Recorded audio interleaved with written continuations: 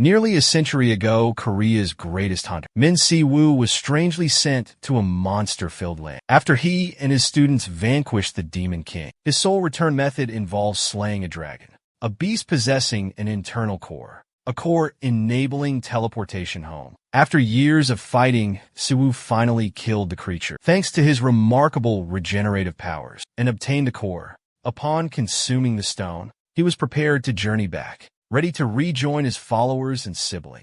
He awoke in a vibrant green forest. He wasn't alone. A strange entity inhabited him, residing within his body named Frey. He rose observing his surroundings, but initially didn't recognize the location, which naturally surprised Frey. How could he not know his own home? That's simply bizarre. But Si-woo reminds his friend that Earth's terrain differs based on the locale. He then concentrates on the mana flow surrounding it, and it feels strangely like being within a portal. Examining his own mana, he realizes something irritating. His attributes have been diminished again. It seems dimensional journeys always have consequences. The first time, he was transported from Earth a century ago. His stats decreased, and now it's the same situation. Currently, he possesses only 20% of his previous strength, which is extremely frustrating. Even Frey is angered. He desires Si-woo to heal quickly. Otherwise, he cannot utilize his amazing abilities. But Si-woo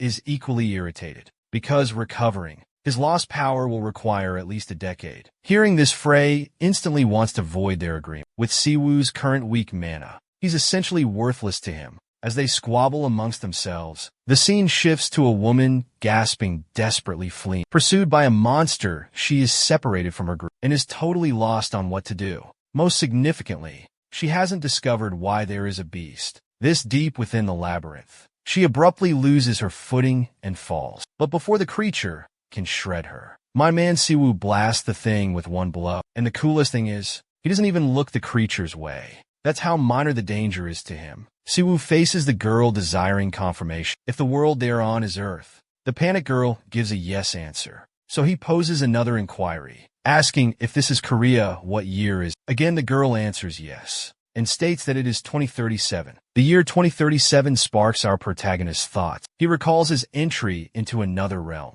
It was 2027 if his memory serves him right. A demonic century equates to a decade on Earth. Si-woo inquires about the current leader. The girl replies that it's Choi Di-soo. This revelation leaves Si-woo utterly astonished. He recognizes this individual, and his expression suggests unpleasant memories associated with President Choi Di-soo. He mutters strange words beneath his breath. The girl suspects he might be role-playing a lunatic. Regressor Si-woo poses another inquiry. Sensing unusual mana flow, he asks about a gate. He seeks confirmation of their location. The girl confirms their presence within a gate. She clarifies that it's the tutorial tower. Si-woo is unfamiliar with this tutorial tower. The girl explains this new concept in detail. The tower emerged acting as a hunter's gateway. Clearing it grants abilities and skills. And the greater your awakening level, the superior your advantages, like being enlisted by the strongest groups. So obviously, everybody is hurrying to conquer the tower quickly. Si-woo distinctly recalls that back in his time, the awakened simply received their abilities without this nonsense. From his understanding, he must simply overcome the tower to escape. So he inquires about the typical duration.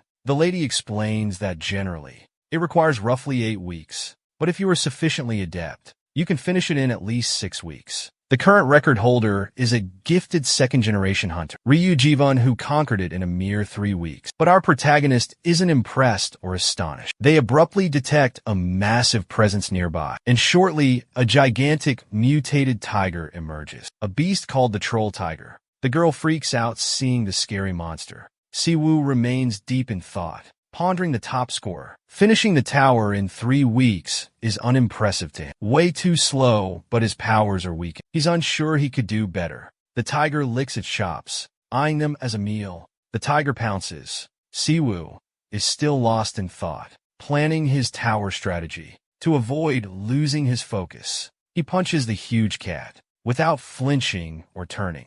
The punch shatters the beast's jaw. Si-woo accepts his reality. And 5 days is enough to conquer the tower, he decides. 5 days pass. We see Minsogen, leader of Empire Guild. His aide reports someone just left the training tower. Upon hearing this, Seo-jun understands it's been merely 8 weeks since the test began, so finishing the tower that quickly is impressive. But then the aide discloses something astonishing. The tower clearer wasn't on the initial roster. There's no data on their group, and no entry log for the tower. This enigmatic individual is causing a disturbance outside. When the aide reveals the person to Seo-jun, his eyes widen in surprise. The face is strangely recognizable. He identifies him as Hyung, his elder sibling missing for 10 years. Now back to Siwoo and his female companion. The woman is completely baffled. She can't comprehend how he conquered the training tower in just 5 days. But this guy obliterated the final monster. It's evident how. The system declares the tutorial finished. However, when attempting computation of Siwoo's abilities, it completely malfunctions. The portal activates. Siwoo is prepared for departure. To commence the subsequent phase of his journey beyond the tutorial structure,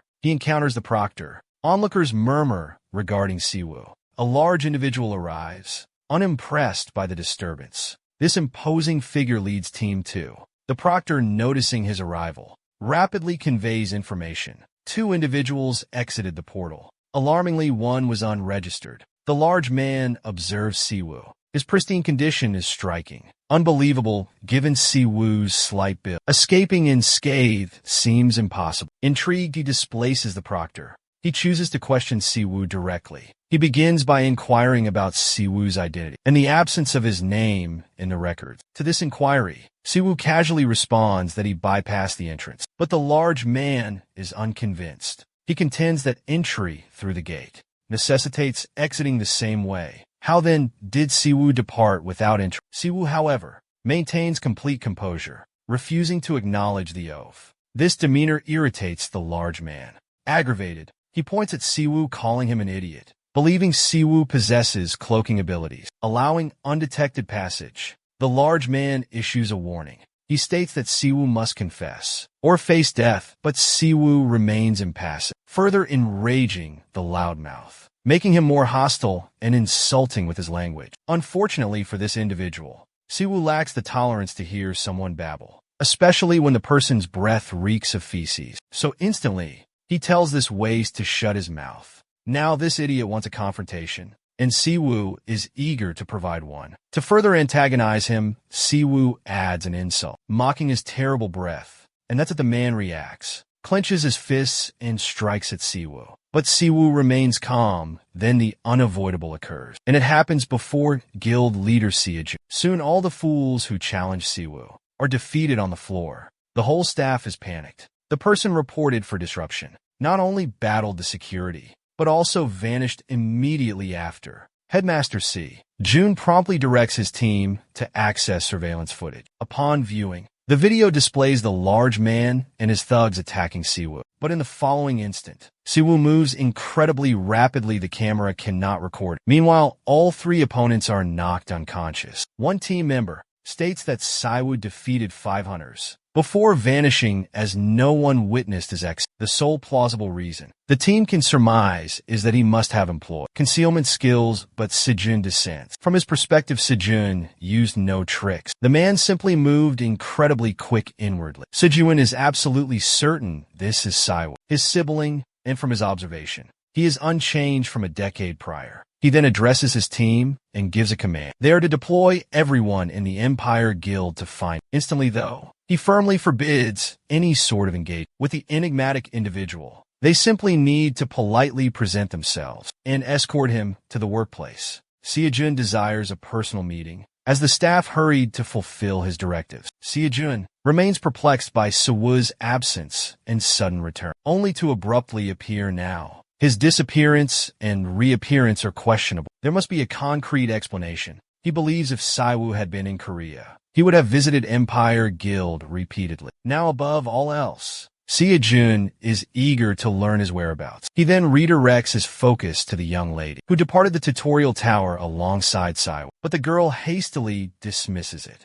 denying any association with him, besides them coincidentally exiting simultaneously. So Jun trusts her statement truly. He is genuinely amazed that she beat the tower quicker than anticipated. This implies a single thing. She must have acquired some excellent abilities. Hearing this, she becomes embarrassed. and humbly acknowledges getting an A-rank skill. Well, that is a significant accomplishment and observe. And witness, June is contemplating recruiting her to the Empire Guild. Beforehand, therefore, he guarantees her the contract will suit her preferences. He desires her to happily join them. And naturally, she is thrilled by this chance. Immediately, she takes it. Suddenly, an arrogant man enters the area, and naturally, he insults the Empire. Guild standing Sujuin recognizes the loudmouth and cautions him about his speech. This individual is Hunter Ryu Jiva, a top-tier hunter leading Gungang Guild. Beside him stands Choi Sunghil, a high-ranking hunter heading White Lion Guild. These two learned of the unregistered achiever who conquered the tower.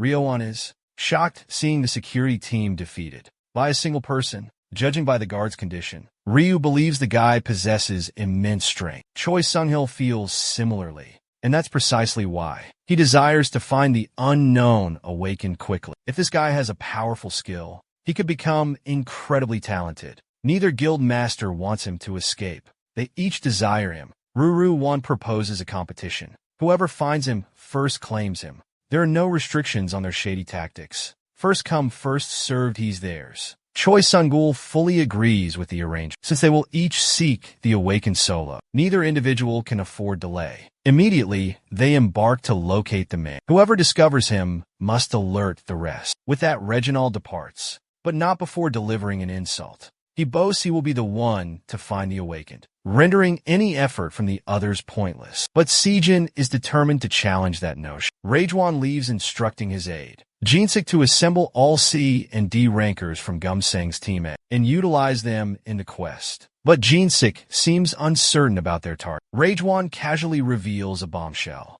It is Sejin's sibling in the meantime. Siwoo enjoys fried chicken at his eatery. Frey is utterly bewildered. Of all the possibilities after his Earth returns Siwoo, a century later opts to consume some fried poultry. After his chicken feast, he strolls the roads, which again sparks Frey's interest. He inquires about Siwoo's destination. Siwoo forgoes an explanation. He believes it's evident surely. He is heading home upon arrival, entering his modest dwelling. Nostalgia overwhelms him, recalling rushing in at supper time, his mom cooking while his dad peruses the news. But those times are past bygone. Now his house is merely a dilapidated hut. Desolate and forsaken, he cannot recall his parents' visages. They say forgetting is a divine present, but for him, it was an affliction. He endured a century in the demonic domain, an eternal carnage on an alien. Savage globe, the weakening of human perception, the cessation of time, the deterioration of the soul. For what seemed an eternity,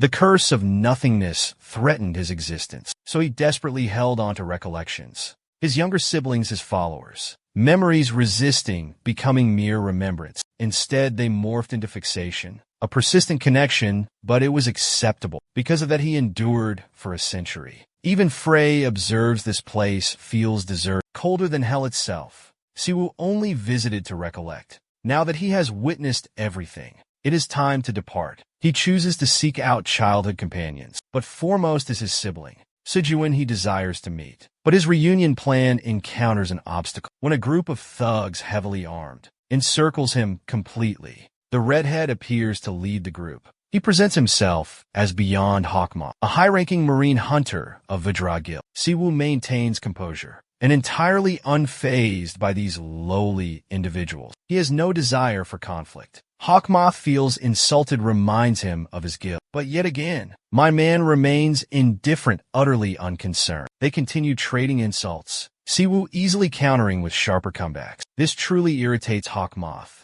and his temper continues to dwindle. Completely enraged, he decides to teach Siwoo a deserved lesson. Hawkam instantly throws a punch, a powerful blow sending Siwoo flying back, crashing against the wall behind. Hawkam and his crew feel quite pleased, believing they finally silenced Siwoo. But my man is incredibly serene, just resting there like a cucumber in a cooler. The idiots presume he has passed out from one hit, since he is not rising. Then a system notification appears before Siwoo, detailing the power Hawkam utilized. It is a technique called Lightning Flash, AC level skill granting instant speed, doubling your body velocity. You can move much quicker if your body tolerates the heat. The skill is quite good. So Siwoo casually inquires if Fry wants. Since this is the initial skill Fry will absorb. After coming back, he is willing to test. So our friend simply gets up. Then suddenly, he runs toward Hakam, delivering a mighty strike. So strong it sends Hakam crashing down, forcefully enough to crack it. The thugs, laughing hysterically moments prior, now stand completely terrified.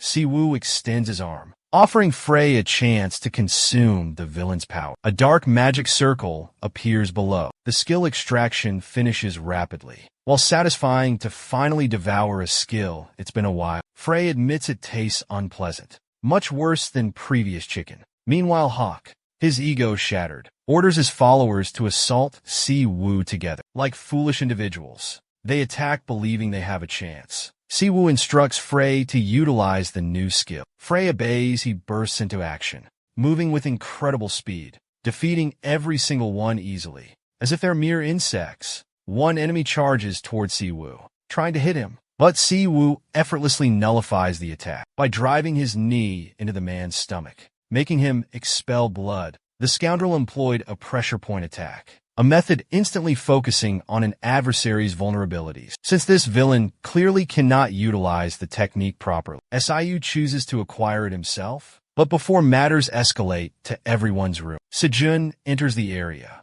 The instant Sejun glances back at Sejun, he sees his sibling's reflection in his gaze, and the formerly intense combat zone becomes a heartwarming reunion of two brothers. Now to comprehend what occurred, let's rewind 2 decades to when portals initially materialized on Earth. It's evident that these portals unleashed mayhem and devastation, introducing creatures into the world. This was also when the initial wave of awakened people appeared, their abilities activating as the portals emerged. There were no authorities, no regulations to manage the predicament. It was a brutal period. Everyone was naive in this turbulent world. Siwoo and his younger sibling Sejun, who were orphan young, had to survive by any method. Siwoo was a first-generation awakened. He quit school to be a hunter and raise his vulnerable little brother, who was merely a baby then. And so Siwoo, the devoted brother, cared for Sejun in those bleak times. Presently, Siwoo follows his brother to their residence, where all appears opulent. Sejun is completely charmed by the location and asks if his brother secured a loan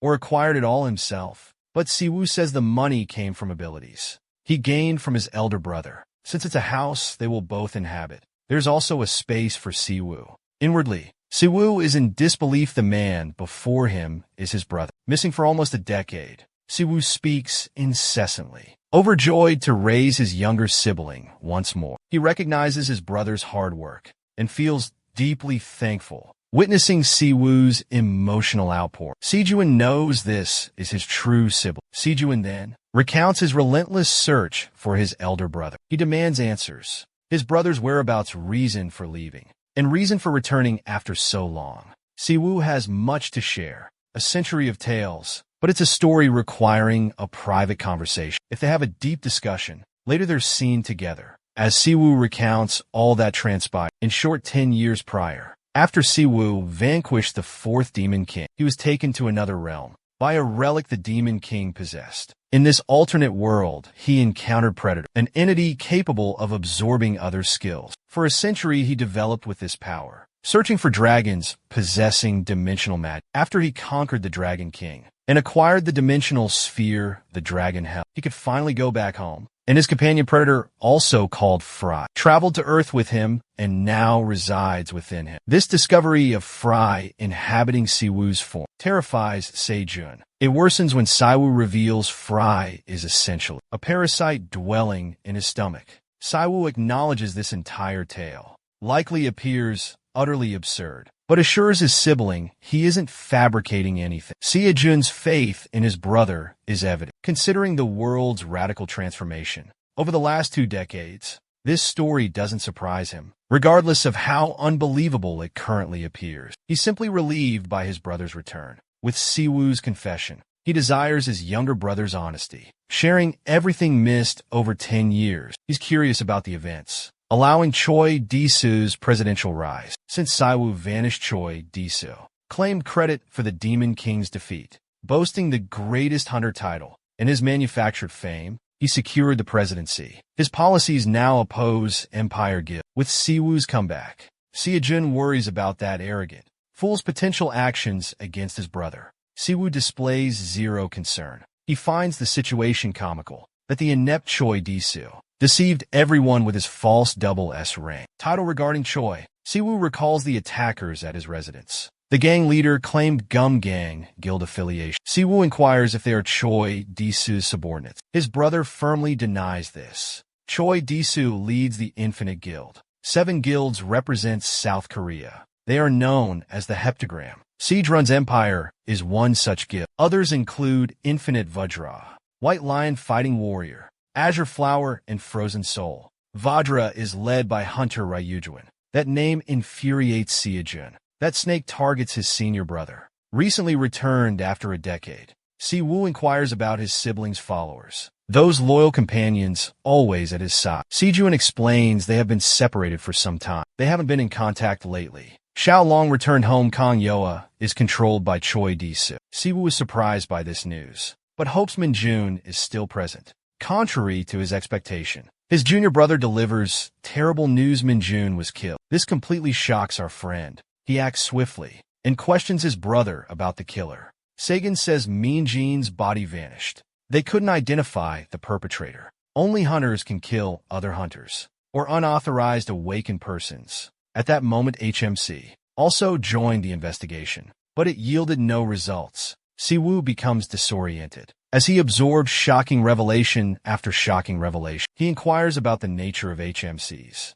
His sibling clarifies that HMCs is basically the Hunter's Special Investigations Unit, a global organization combating hunter-related offenses on the front lines. HMCs possesses authority to apprehend all awakened offenders. They're essentially hunter law enforcement. Siwoo appears fascinated by this new group. He curiously asks his brother about any agency connection. Seojun understands his older brother's implication and realizes he desires to join HMCs. If it's investigation he wants, Seojun offers his guild's intelligence team. They need not involve themselves with HMCs, but Siwoo has broader intentions than data collection. His sibling again reminds him they handle serious crimes like homicide. Going there isn't the best choice currently. He desires his sibling to recuperate initially, and once he is completely healed, he can contemplate his future actions. Siwoo then reminds his subordinate that he battled for a century in that realm. He has done every shady deed imaginable. He believes he is fully experienced. Seojun seems to have exhausted his arguments. He must yield to his elder brother's request. He connects his brother with Yeji, from Frozen Soul, a manager at that agency. Siwoo is delighted and anticipates this. Seojun notices Siwoo's unchanged face, but his aura has transformed.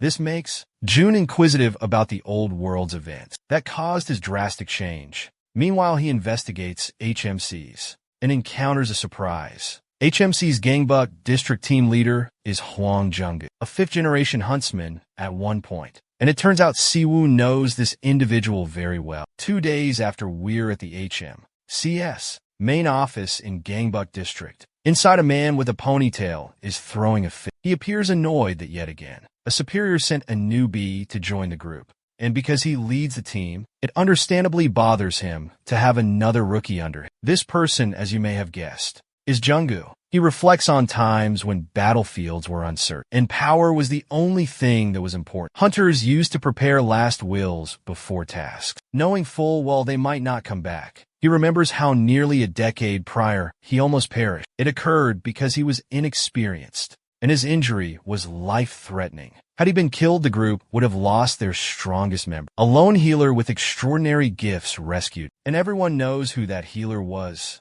That healer just arrived in the office. Siwoo greets his old companion, using his former name, Byungu, and asks why he changed it. He reminds Jod Byungu he's the one with amazing healing powers who saved him. Byujung quickly recognizes him and is utterly astonished, seeing Hunterman Siwoo before him. His presence is totally unexpected. Later, Byujung is seen introducing Siwoo as a Gangbuk recruit. Junggu tells his staff to assist Siwoo with everything. His changed attitude is noticed. A female staff member seems unhappy. Moments ago, their strict leader complained about a new recruit, and now he is behaving like a complete pushover. But the man next to her calmly instructs her to remain silent. Based upon the team leader's response, it is evident this newcomer is no ordinary beginner. Byung, in the meantime, addresses the female employee Sunga, and in his typical condescending manner, orders her to accompany him to the concrete area for a quick meet. Observing the excessive amount of formality their team leader is displaying towards this individual, the remaining staff members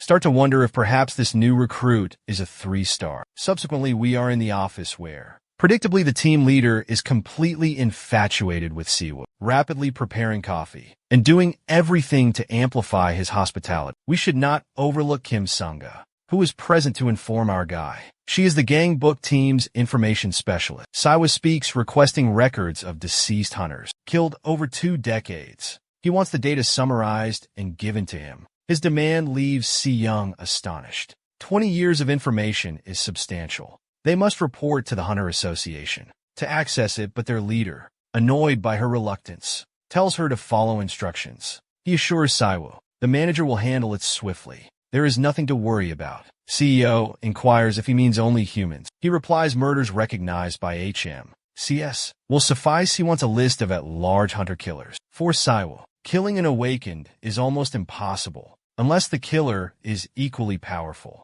And if one killed a hunter like Minjun, the perpetrator is probably an expert, even if already apprehended or eliminated. If awaken a record should exist somewhere, locating them now takes precedence. Suna has located data, but is uncertain how to share. Siwoo suggests simply sending it to his device. Suddenly, someone requests a private discussion with the lead. The individual reports they have gotten a support request from law enforcement. A major conflict has erupted between factions, and some are awakened. Law enforcement hesitates to intervene because one of the involved groups is Cerberus. This greatly irritates the team leader, while Siwoo is completely unaware of Cerberus. Sunga clarifies Cerberus isn't a typical group. They are weapons dealers and assassins, allegedly involved in hunter trafficking as well, making them too hazardous for normal police. This piques Siwoo's interest, particularly the segment regarding hunter trafficking, since if that claim holds truth, it could be connected to a follower's death, whose remains were never located. So he instructs Byangu to accompany him. The group leader, irritated by his former name, reminds Siwoo it's Junga presently. The setting shifts to the combat zone. The Bloodless Reaper gang was just defeated by Cerberus. Kong Ho, Cerberus's lieutenant, is feeling quite arrogant after their victory. Beside him is Jakian, the 3rd highest rank, making morbid jokes about their easy win. As these villains savor their triumph, their celebration is abruptly halted. A huge blast shakes the ground. The one who caused the explosion is, naturally, it's our protagonist entering calmly. Judging by Kong Ho's arrogance, who's incessantly chattering, Siwoo believes this man has eliminated several hunters. To possess such arrogance, which makes him utterly delighted, he desires this fool to reveal his capabilities. This awful website omitted some panels. Based on their dialogue, we missed their confrontation with Siwoo. Now they're utterly despondent, because our hero is exceptionally skilled. Despite arriving solo, he's forcing them to flee. After numerous failed attempts to defeat him, Kong Ho finally unleashes his full power, activating his full body armor skill, a B rank capability that amplifies resistance to magical and physical assault. As Kong Ho advances, his minions follow. Siwoo quickly defeats them all. He not only bests them, but also ensures to pilfer their abilities. It seems Siwoo's sole purpose here was to evaluate his personal power. He wished to ascertain the strength of today's awakened offenders, and deeming these individuals hopeless, he decided to eliminate them swiftly. Then the group's leader appears, declaring the club's upper level clear. But the man is utterly perplexed upon seeing the corpses scattered about. Siwoo, though, proudly states he spared one individual, the standout amongst the riffraff. Since one survivor was needed for question, the concerned leader begins ranting about procedure, how capturing them alive was protocol, but they initiated the violence. He chooses to portray it as self-defense. The true cause of his anxiety is that these individuals were merciless enough that warrants existed for their immediate termination. But the thought of Siwoo handling them solo is insane. He now understands Siwoo's mad dog reputation. As Siwoo and the leader converse, we see a timid soul hiding. He quickly contacts his superior and informs him that the Cerberus gang has been eliminated. The person on the call is Gert, a high-ranking hunter leading Hong Kong's Red Guild. Gert departs immediately to see his sibling. The association offers apologies and condolences, but he has a sole purpose and inquires about his brother. He discovers Jake's body is undergoing forensic analysis. Therefore, they need his help for body identification, so they may proceed with the process. The red-haired hunter enjoys how this dialogue is progressing. He had learned that the individual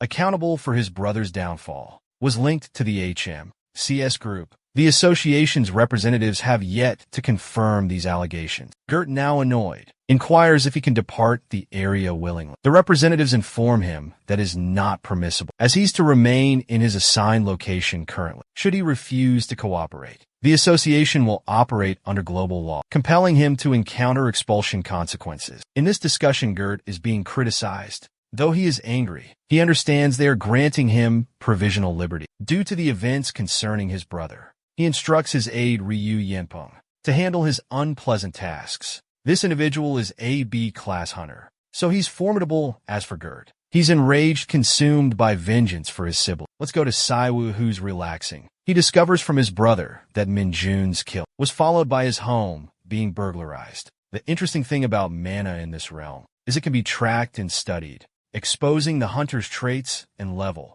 Thus, the association can investigate the perpetrators accountable for the offense. But in this instance, the offender is a clever individual who concealed their evidence. Minjin was an archaeologist possessing significant artifacts of study, yet no object containing his mana remained. Now, Siwoo entertains the notion of a common thief rather than a planned attack. But this comment seems absurd to Siwoo. Siwoo supports his claim, stating the pilfered items held significant worth. As per the document's meaning, a higher probability of evidence being left. Siwoo infers if the perpetrator truly wanted to hide their involvement. Eliminating all signs, the optimal method was incineration, which seems logical. This implies Min Jun's killing and the theft were separate offenses. Someone capitalized on his passing. Siwoo adds he's encountered similar instances previously. Perhaps he aims to initiate and solve the puzzle, despite seeming absurd to his sibling, who believes Minjun's belongings might be irretrievable. Currently, Siwoo is audacious and ready to decipher the enigma. This resolute certainty falters.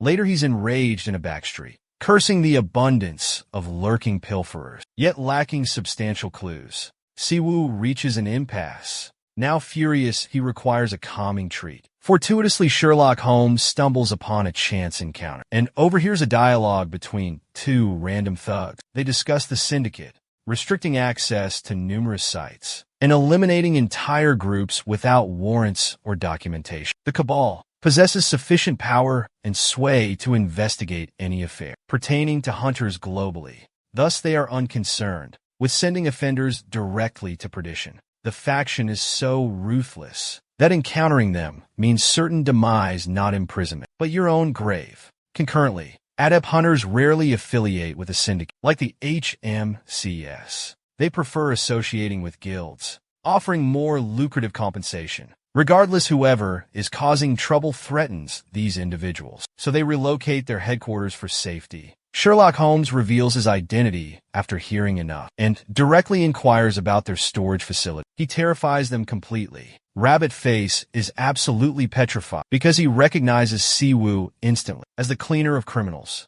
The leader immediately summons his men urgently. Siwoo, remaining defiant, asks about their warehouse location. Now, with a menacing tone, the boss will sacrifice his subordinate for help just to survive. Fortunately, his reinforcements arrive promptly, boosting his confidence in the fight. The arrogant leader thinks their numbers guarantee victory against the HMC investigator. They believe victory is assured, and they will easily defeat him. But our hero is pleased they bothered assembling themselves. They present themselves as targets, because he can now openly target and hone his new ability, engaging his power. Siwoo emits a brilliant golden aura, blinding the men entirely. Soon all the men are vanquished with a lightning bolt. He looms over the minion and inquires about the warehouse location. Witnessing this formidable investigator defeat their comrades, he wonders if Siwoo is even mortal. Our hero responds with glee, proclaiming himself insane. The scene concludes with the enemies apprehended. Siwoo gains an advantage. Due to Minjin's confidential research diary, it's secured by a protective enchantment,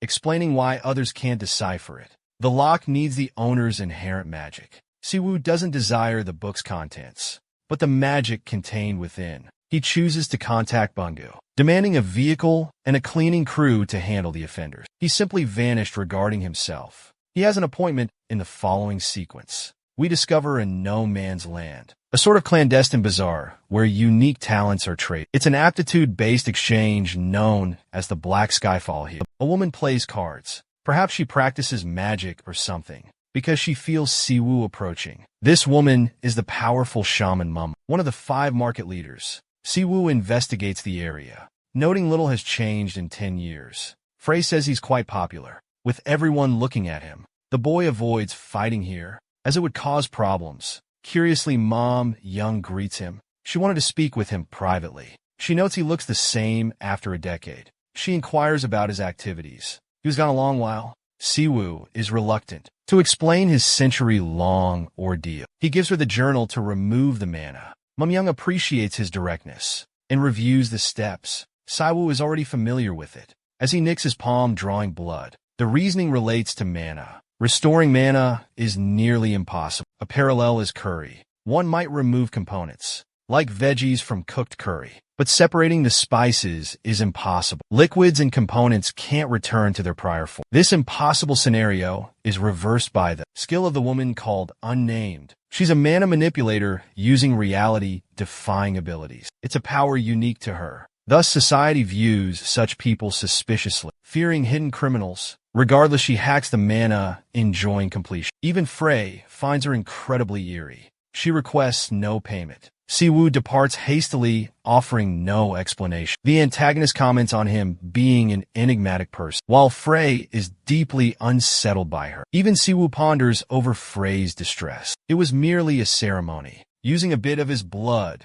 as an agreement. Anyhow, Siwoo's next stop is the historical research facility, where Minjun's homicide occurred. Entering, he easily navigates, as it's owned by the Empire Syndicate. Arriving here, Siwoo is astonished, because he observes lingering spirits of those still mourning Minjin's past. Siwoo is intrigued. By examining the incident day's memories, he utilizes Mana Recall to do this, experiencing the mana user's feelings. Through a conduit, Siwoo sees an avatar reenact. Sadly, he can't see clearly, as the skill omits the target's recollections and focuses solely on their sentiments. Siwoo possesses the intelligence to recognize Minjin's superior capabilities, more than a proficient huntsman, meaning his killer possessed exceptional prowess. Must have been incredibly adept to have bested him. Siwoo witnesses his demise and deduces the perpetrator is a VIP. Minjun had a stronger affiliation with another entity. Besides the research facility, Frey inquires about his well-being,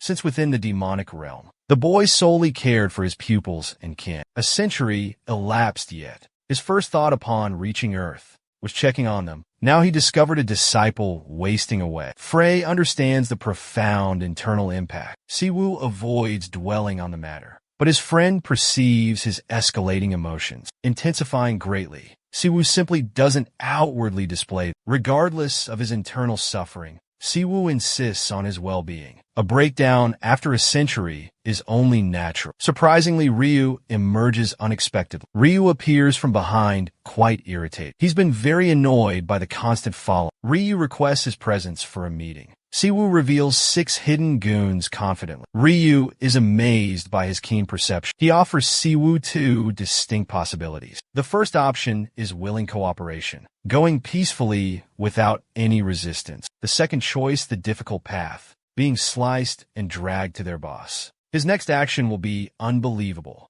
He surrenders peacefully, hands raised, yielding without causing any disturbance. Ruaw commands his men to restrain him. This was precisely Siwoo's intention. He tricked a man and cut him open, exposing his actual agenda. Now agitated, the remaining men attempt a jujitsu kaisen-like attack, but Gert makes his presence known, proclaiming he will eliminate his quarry. Siwoo remains calm, inviting him to engage. Gert begins with an inquiry, verifying if he truly terminated Jike of the Cerberus group, his sibling, to which Siwoo plainly states he disregarded the man's identity, nor did he bother inquiring. He merely disposed of some refuse. This callous statement enrages Gert as he charges to tear him apart. The redhead's arrogance overwhelms him, but our protagonist remains unperturbed. He uses rapid healing, shocking the A-rank hunter, who immediately launches a fierce assault. Even Gert's subordinates are astonished Siwoo blocked an A. High-ranking hunter's offensive. Siwoo ensures these fools remain out of combat, utilizing his lightning flash ability. This immediately dispatches the minor figures. He craves confronting a formidable adversary. They're stunned he's a potent healer, as well as a remarkable combat expert. He flawlessly analyzed Gert's actions and reacted perfectly. The high-level hunter has never encountered such precision and considers the boy an unprecedented threat. Gert's sole victory chance is maximum power. Bless this guy's foolish heart. Siwoo reminds them committed crimes, regardless of the perpetrator, demand consequences. The awakened offenders are pursued by a hunter. That's Siwoo's duty yet. These entitled individuals believe they are the victims, rather than acknowledging the harm inflicted upon society. Gert disapproves of Siwoo's reasoning. It suggests he can eliminate any offender, provided they transgress. He fiercely defends his deceased sibling, who could not grasp their shared existence. Jitsun resorted to crime to protect Gert. During his vulnerability, it ensured their mutual survival. Gert desires retribution for the investigator's reckless kill. Without comprehending life's worth, he unleashes his Wolf Fang ability, perhaps his most potent weapon. A glimpse of the crimson mana indicates Siwoo should not evade this assault. He seeks Frey's aid for another skill, despite his companion's fatigue. After providing ample resources, Siwoo vows to handle the conflict alone. Following the ability's use, he employs neutralization, a concealed vocation incantation, which not only discerns the foe's spell tier, but also reflects it and negates the enchantment with an arcane ring. Gert is astonished by the recent event. Not even Ryu comprehends what this seemingly unremarkable healer just performed. This individual just invalidated a high-ranking hunter's potent capability. It was incredible at this juncture.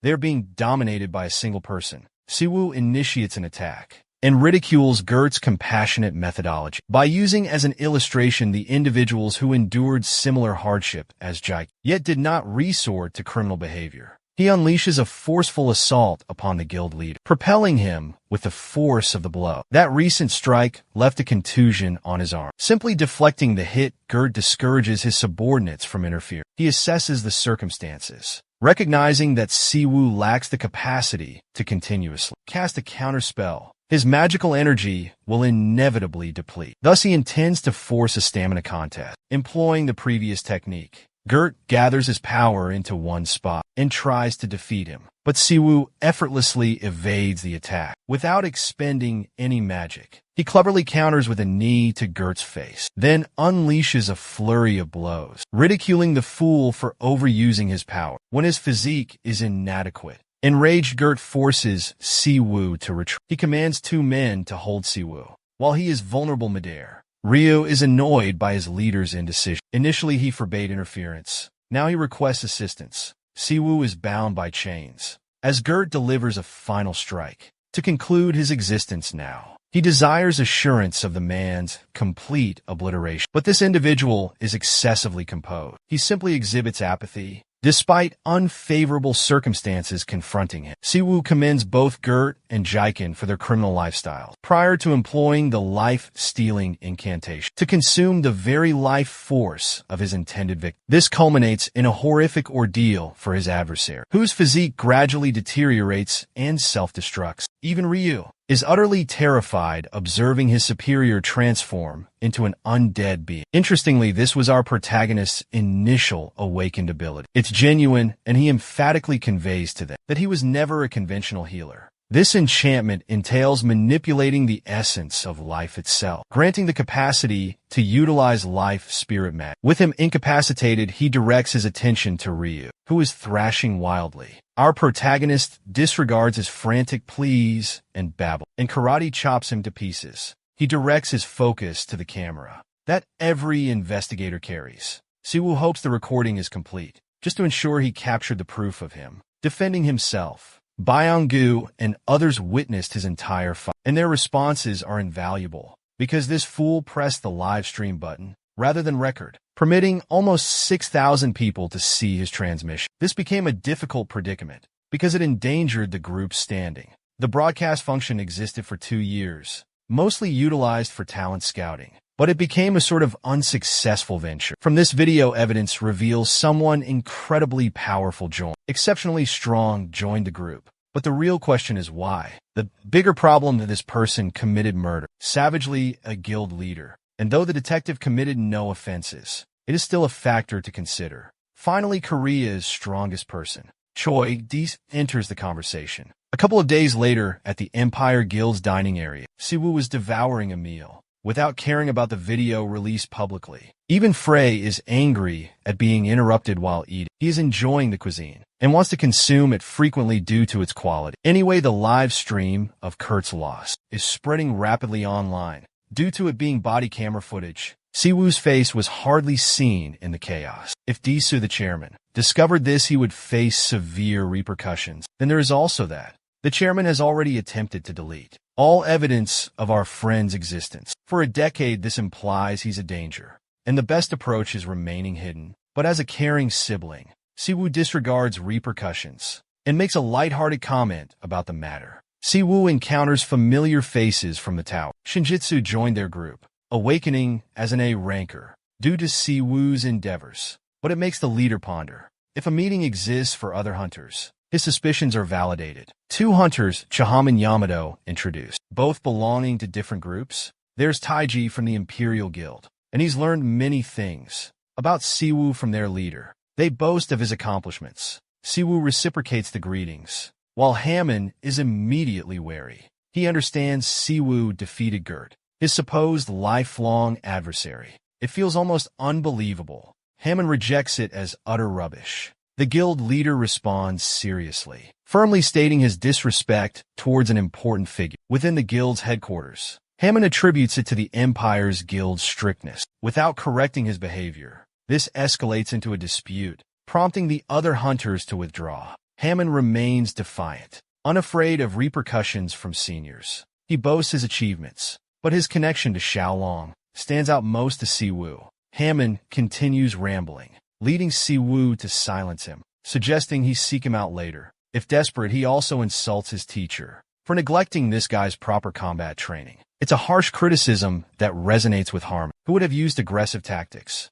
if they were at a different guild location. Angrily kicking the chair aside, he warns Siwoo about nighttime dangers. This guy's acting like a menacing figure. He should stop with the childish threats. The guild leader chooses to ignore everything. He assures his brother he'll handle the deceitful person, but Siwoo says it's fine. This guy's merely his own student's pupil. His arrogance is acceptable. Later we see Jianho, the branch head, talking with the guild leader, Sun Gil from White Lion. He wants to apologize beyond the collaboration issue. He's apologizing for an incident caused by a member attacking the HMC member. Though, the branch manager simply rejects such remorse, stating that an individual like him, a guild leader, shouldn't express regret for such conduct. In fact, the branch manager has quickly deciphered this man, highlighting his recruiting goals instead of remorse. Unfortunately, John Ho is persistent and refuses to let any guild acquire our boy. The guild leader realizes he's been exposed,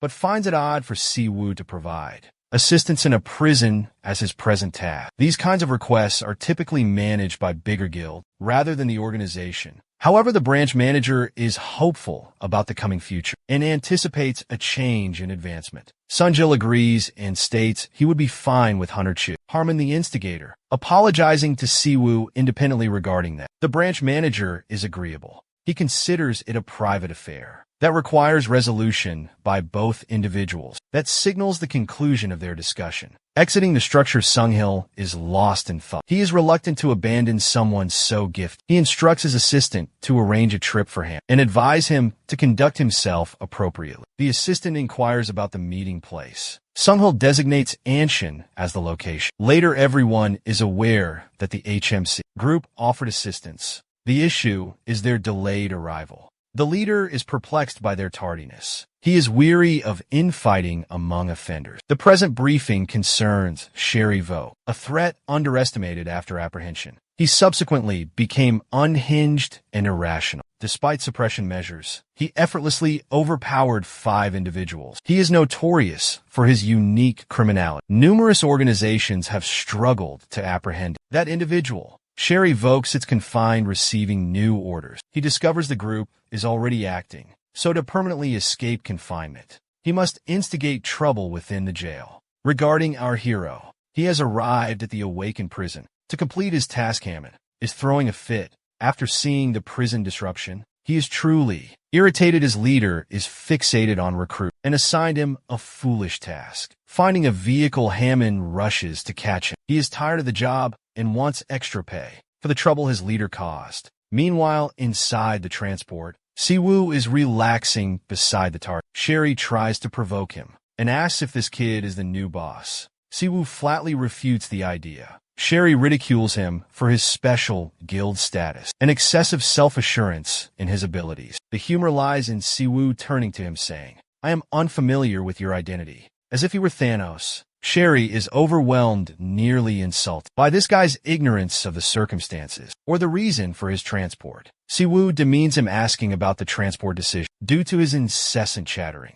the criminal reaches his breaking point and boasts his history like an evil Sigma. He proudly declares defeating 5 criminals, attempting to scare the adjacent person. Sherry is slightly stunned that the guilds dispatched one ordinary pawn after a formidable, awakened criminal known for danger and volatility. But our guy remains relaxed, enjoying his coffee, while Sherry declares him completely screwed. The carriage explodes and is sent hurtling. Sherry furiously kicks the door open for nearly causing his death. The elder predicted his survival from such a tactic and mocks him for being restrained. That being said, they wonder if he handled the nearby officer. Sherry asserts he obliterated his temple, meaning Siwoo is practically deceased. After his final coffee sip, Sherry is irritated by his cuff's slow release due to their mana reinforcement. Fortunately, they freed him. The youth believes he exaggerates greatly. Their dialogue abruptly ceases as a voice pierces the setting,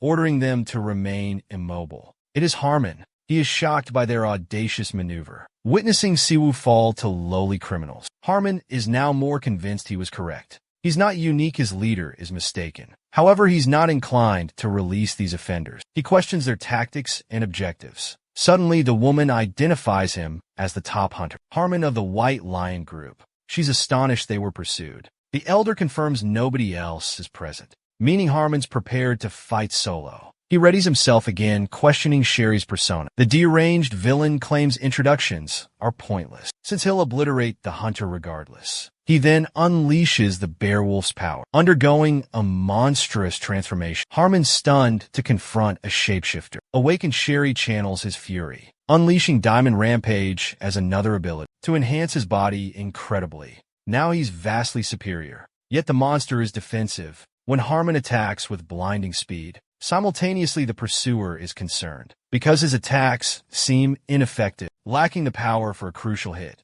The monster considers these blows ᴄᴏᴘύʀɪԼୖ غᴛ. The elder suggests the youth join the fray to prevent potential backup arriving. The maiden casts a potent enchantment, imbuing her hands with magic. This is the 10-headed serpent. Hammond must now confront this threat. He dodges the snake, mocking it. His taunts backfire as the snakes bind him. Using tracking now that he's immobile, the creature gets its chance to excel, landing a powerful blow, knocking Hammond down. Sherry scorns the hunter for his arrogance, for his privileged upbringing by a strong child. He deems Hammond insignificant. Hammond reminds them they are insulting him, while unfairly attacking him 3 against 1. Sherry dismisses him on that point as well, declaring their group is simply more intelligent than Hammond. The elder suggests they not squander valuable time, encouraging the beast to launch his ultimate assault. He gazes down upon Hammond, inquiring if he has any parting comments. Hammond understands he is completely surpassed and might be confronting his end.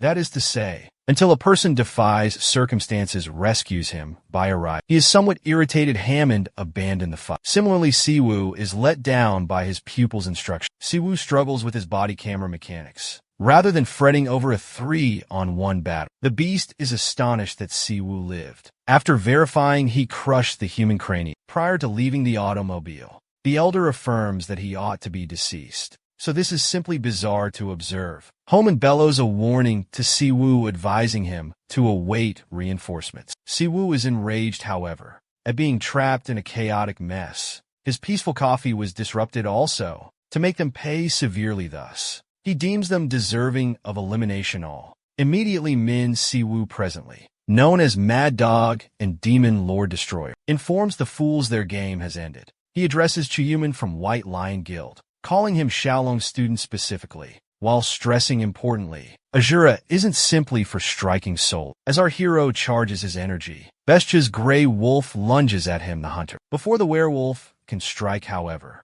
Asura pierces him the skill. Shuhan, observing intently, can hardly believe what he's seeing. Recognizing his master's signature skill, that Siwoo throws the wolf attacks instantly, taunting him relentlessly, saying draining blood ensures tender flesh. The elder fool counters with a thunderclap, only to be shocked as his foe easily dodges. Our champion notes the elder's dual casting skill, utilizing some forbidden instrument, stating his life has not been completely worthless. Meanwhile, his hunter, whom he labels a leech, finds the technique strange and wonders is it edible. Siwoo says the skill works like a pricey, single-use parchment, needing mana channeled for activation. Chahawan, consumed by curiosity, asks our hero about his name and how he knows his teacher's technique. Before further questions, the old mage starts chanting shadowy incantations, ambushing him with weight magic, trying to use him as a negotiating tool. Siwoo instantly discerns the elder's ruse, mocks the effort, deriding him for resorting to simple intimidation. The old man restates his ultimatum, asserting that for Harmon's survival, Siwoo must depart. He should simply leave. He adds that our protagonist was unwillingly involved, and that matters can proceed easily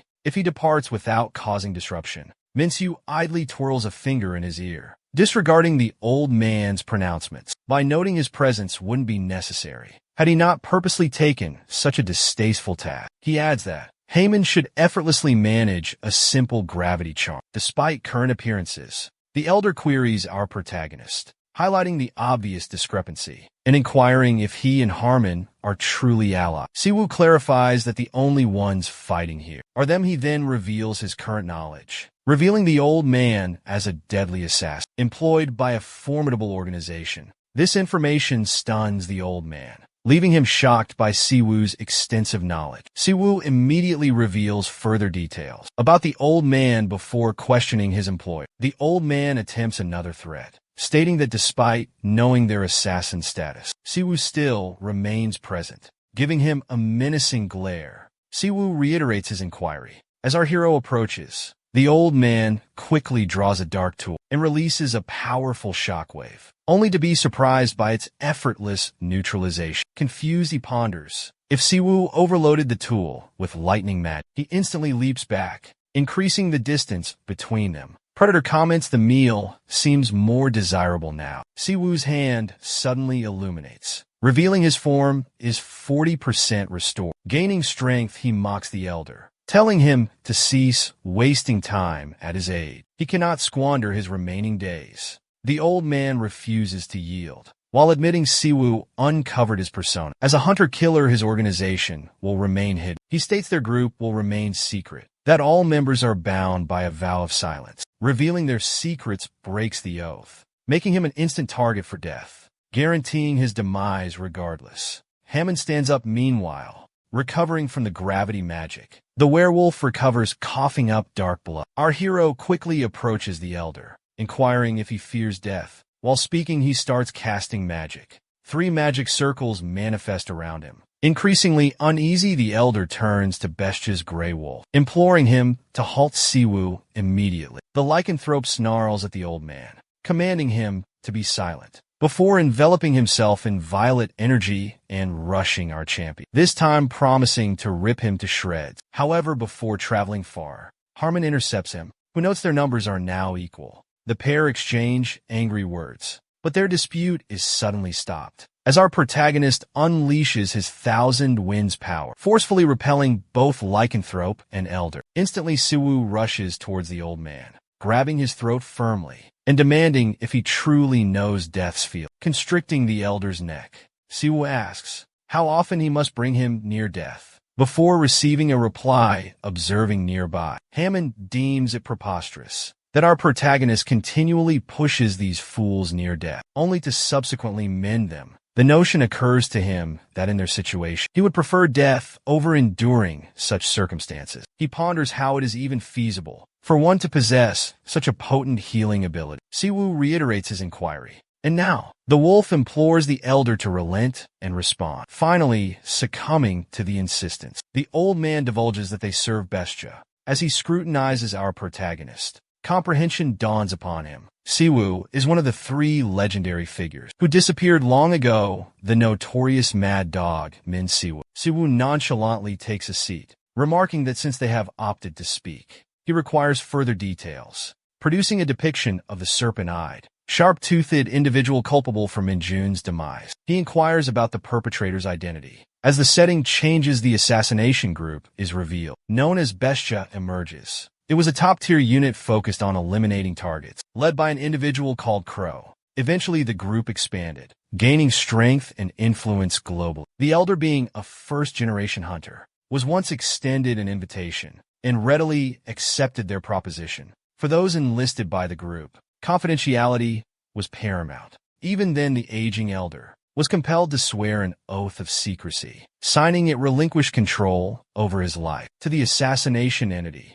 As the scene returns, the old man contemplates his 15 years in Bestia, remembering his unwavering loyalty. If circumstances ever necessitated it, he decided to sever his tongue and perish, instead of violating his pledge. But after enduring death's torment repeatedly, his determination crumbled, compelling him to yield and speak. The Elder finally discloses the individual is also an affiliate of his group, known as Black Mamba. Our protagonist finds the moniker unpleasant, but swiftly proceeds to his inquiry. He inquires of both, about involvement in a hunter's killing, named Young Min Jun. When neither answers, a disquieting feeling engulfs them, overpowering them with a dreadful sensation, like their skin is being flayed. Baldy rapidly speaks, asserting they have zero knowledge. He states Bestia's actions are autonomous, with associates seldom coordinating with each other. Before Siwoo can probe further, he willingly divulges that operatives generally remain oblivious to each other's skills or whereabouts, though,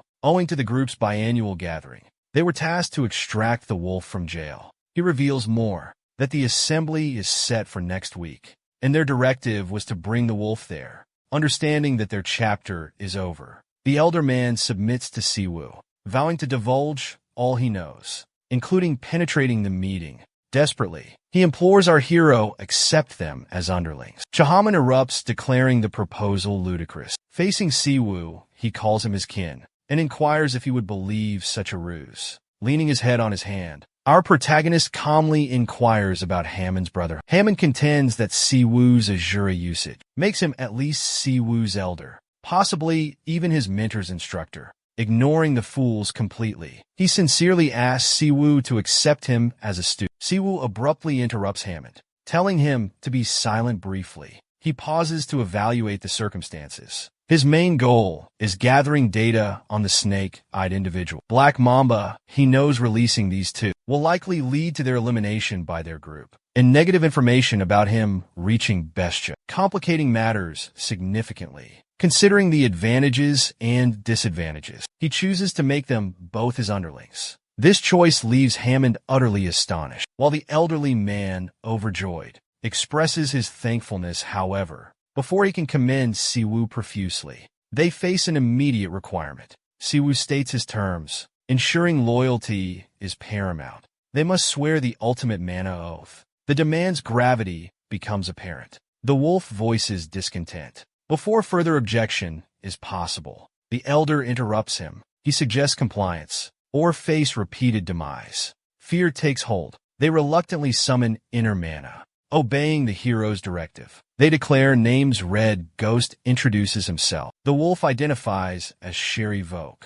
The contract with our hero finalized. Loyalty ensures reward, he assures. Protection will be granted. Their safety is guaranteed. Observing Siwoo accepting the offenders, Hammond thrashes on the ground like a toddler, whining about being excluded while they were included. Sulking, he warns if he's not Siwoo's student, he'll tell the organization everything. Siwoo gives him a menacing glare before casually saying he was only joking around. He vanishes the oath scroll and fulfills Hammond's wish, taking him as his pupil, exhaling in relief. He thinks more helpers will be beneficial. This crew should suffice for his planned spectacle, although he may require an additional individual, someone to handle the ensuing cleanup. Back at the hunter's station, a large officer berates the HMC leader, Jungwoo, wanting answers about Sherry Volk's escape. He emphasizes the man's danger and argues that the HMC hype is merely a fabrication. Siwoo relaxes on a couch, replies casually Sherry was too quick, he couldn't follow. Jungwoo, visibly annoyed, scowls at him and insists he try harder with his alibi and treat the situation seriously. The heavy-set officer rants on, asking why the new escort hasn't shown up and labeling the whole thing a disaster. Fed up, Jungwoo speaks up, stating that a typical prisoner transfer team has 4 or 5 guards. Moving a dangerous detainee needs up to 10. Owning his mistake, he admits he asked for only 1 guard to handle the transfer. The overweight supervisor jumps up angrily, claiming none of it is relevant because the inmate still got away. Jungwoo dismisses him, notes that the fresh transport official facilitated the breakout. He admits he discloses that they discovered Sherry Volk had been getting assistance from senior officials at the jail for monetary kickbacks, rejecting the account. The heavy warden dismisses it as a blatant falsehood. Jungwoo, staying composed, concedes that the warden's doubt is reasonable, but maintains that the issue is critical enough to justify a prompt inquiry representing HMCS. Jungwoo declares that they intend to perform a comprehensive examination of Incheon prison and the escapee. He subsequently asks for the warden's assistance in the issue. As the setting changes, Jungwoo tells Siwoo that he has started the investigation and addressed the other issues. As asked, attending the conversation are Hunter, Chahaman, and the 2 clowns who are now Siwoo's followers. Presenting his strategy, Siwoo informs the team their mission commences now, an infiltration of Bastia's assembly. He reveals approximately 8 high-rank awakened assassins will be present. He directs Hammond and Jungwoo to observe carefully as the 2 deserters share the remaining information. Jungwoo, disturbed by the strategy, questions infiltrating an entire killer organization. With a limited group, he inquires their objective in this perilous undertaking. Grinning, Siwoo declares the aim is obvious, to eliminate every single one of them at the next Bestia gathering. The leader jokingly mocks the 2 who disappear. The group bickers, calling the old man and Sherry Volk cowards, but their treachery was unforeseen. Hedgehog, the Gothic woman, angrily vows to kill Volk for a broken promise. Scarmouth commands silence, declaring only the leader disciplines betrayers. But the leader chuckles, entertained by the swift disappearance of 3 individuals. His arrival immediately silences the gathering before he proclaims a battle to the death, with the victor gaining the privilege to eliminate the betrayers. A profound quiet descends. Black Mamba frankly tells the leader his humor is unfunny. He states that eliminating the betrayers is trivial. The true problem is their gathering spot has been compromised. One person scoffs at the notion of an attack, but sirens blare before the statement is complete. The assembly is astonished, yet the commander relishes the mayhem. It appears a lone attacker is breaching each of the 5 entryways. 5 individuals depart to intercept, while someone throws a jab at Hedgehog and Black Mamba, questioning their continued association with the commander. Black Mamba ridicules the attackers, dismissing them as insignificant while Hedgehog is engrossed in her comics. The trio continue their casual conversation, totally oblivious our comrade. Jungwoo is navigating the ventilation system, each motion filled with apprehension. Annoyance wells up within him as he silently curses receiving the most perilous task. Rewinding time 30 minutes prior, the group assembles outside the rendezvous point, listening as the elder explains the predicament. The 5 entryways are never static, continuously morphing like a jigsaw. One among them will breach first, but ultimately, they will all reach the objective. Our protagonist suggests they each take an entrance, severing any escape path for the Bestia members. Immediately, he commands Jungwoo to distribute the communication devices, emphasizing that if anyone falters against their adversary, particularly Black Mamba, they must delay and summon assistance. Once inside, Jungwoo encounters an impasse. His gaze fixates on an overhead vent, and without hesitation, He dives right in, bypassing each security measure implemented by the group. But suddenly, he finds himself in the assassin's lair, with 5 individuals already eliminated. There's no opportunity to call for backup. Resolved to reduce their headcount, he retrieves several marbles from his pants and nonchalantly drops one. The boss scoffs, turning to Hedgehog grinning, jesting that she must have misplaced it from their game. As she retrieves it, the dark-haired girl playfully remarks she hit the jackpot. And she's correct, the marble detonates like a bomb, creating tremors throughout the area. The boss, unperturbed, simply laughs at her passing. Black Mamba leaps from his chair, immediately noticing the approaching explosive. Skillfully, he redirects it towards the open. Returning it now, there's no reason for concealment. Junggu emerges from concealment, making a dramatic entrance, perspiring heavily. He berates himself for eliminating only one, still astonished by how Black Mamba effortlessly deflected the grenade. No special skill, just brute strength. Snake Guy displays frustration, exasperated with the betrayers who sold them to HMCS. When Junggu validates it, he shakes his head, pitying the fools who betrayed Bestia. For a paltry agreement, acting swiftly, Junggu summons a brilliant flash of light, briefly blinding his adversary, as he throws hidden daggers within the glare. Across the area, the leader drinks her tea, relishing it like a child's play. Black Mamba conversely chuckles, already acquainted with Junggu's tactics. But what shocks Junggu is the Snake Man's form, reassembling itself. Pure magical energy, powering his rapid healing effortlessly. Declaring playtime, finish the serpent attacks, slamming our hero against the barrier with one vicious blow. Mamba groans, irritated. He struck the vitals weaken early. He asks the leader to finish the task with chaos. But our hero acts quickly, using his radio to report. Before words cease, due to a foot in the chest. Crushing his thorax, the serpent man inquires if the aid is the HMCS rebels or Wolfchild. But before Junggu can answer, the reply bursts in from behind. The group invades the assembly room simultaneously, startling everyone as the true battle commences. Without a backward glance, Mamba easily evades the Triad's assault, leaving only a void where he stood. Serpent Man observes the intruders, muttering the leader's likely disappointment, seeing her selected so feeble. But something feels amiss. He notes the trio appears nearly unscathed. Their motions, too fluid for those who supposedly battle Tiger and Bear. Their sluggish strikes are simply dodged. Uncertainty clouds his thoughts. Hammond advances to engage Mamba in melee. But before connecting a strike, Mamba seizes him in a lethal hold, hurling him aside. He sneers, inquiring about a white lion hunter in HMCS. Observes the trio's struggle. Snake Man becomes increasingly dubious. A hastily assembled team formed yesterday couldn't have injured Bestia easily. His gaze narrows, pondering the true manipulator. Annoyed, Hammond yells at Junggu to rise, reminding him they entered immediately. He says Siwoo materialized mid-fight and directed them to the hall. Lacking alternatives, the trio delays, gaining time until the hero arrives. Falk clenches his jaw, perplexed by capturing a monster alive. Like Black Mamba, the Elder says the hall has traps, noting that despite Mamba's rapid velocity, teleportation is not among his abilities. His apprehension increases watching the commander, quietly observing the conflict. The true threat resides with Crow. Once the commander initiates action, anything could occur. Considering that, the Elder directs them to prioritize Mamba's capture, while he monitors the commander. Meanwhile, Snake Guy becomes agitated, evading Hammond and Wolf Boy's constant assault. His annoyance intensifies as everyone disregards his inquiry. Baldy's voice resonates through the chamber, proclaiming that none shall depart until our protagonist arrives. Crimson chains of mana erupt from the floor, seizing Harmon and even Bestia's leader. Crow the chief snickers, deeming the Elder's attempts futile, but the Elder remains undisturbed, completely certain in his binding incantation. A menacing presence emanates from Crow. He wonders about their leader's power to betray him so openly without pause. He summons Hedgehog from darkness.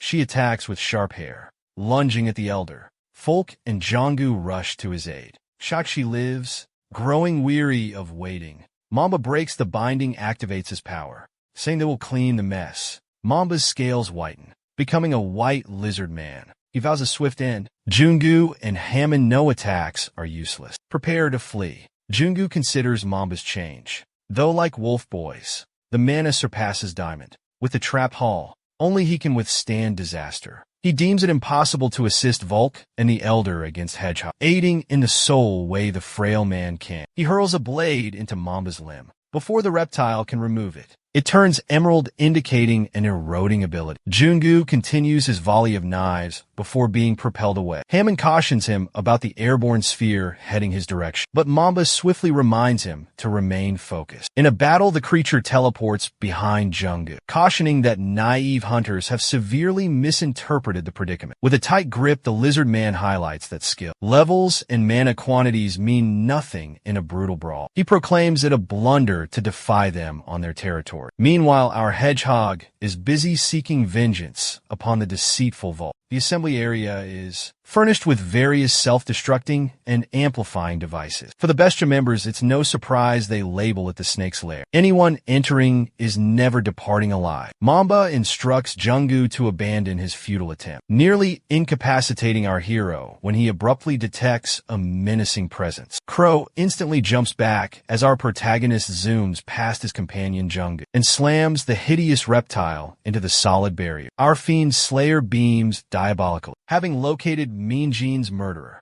Meanwhile, Hedgehog has defeated the wolf creature and now directs her focus to Siwu. Intrigue ignited as she aims to reveal his true nature. But before she can initiate anything, a mystical ring abruptly engages, immediately subduing her. Witnessing the unforeseen shift, Crow, the group's commander, becomes inquisitive, pondering how Siwu deconstructed and reused each enchanted circle placed within the area, unseen, unheard by all except Siwu. Predator Frey boasts, asserting such a deed was solely due to his might. Crow watches with humor, noting how easily Siwu has demolished a billion-dollar facility into mere wreckage. Concurrently, Black Mamba heals and rapidly conjures a hex, only for Siwu to dodge it by jumping back. Assessing the predicament, Black Mamba starts to deduce the events, inquiring if Siwu is responsible for killing the Elder and the wolf creature and masterminding the whole scheme. Siwu harbors the rage that consumed him after discovering his underling's demise, pointing his blame at Black Mamba as the perpetrator. From afar, Crow, watching the scene, wonders what Mamba did to incite such wrath. Black Mamba, unperturbed, states that he simply executes the given tasks, asserting his innocence. Furthermore, he continues expressing his inquisitiveness. He tries to validate his hunch, inquiring if Siwu seeks retribution. Perplexed, he ponders how Siwu discovered his true name. Given he leaves no evidence behind, Siwu conjures a lightning ring in his palm, showing his intent for vengeance is clear, although he must first reveal something.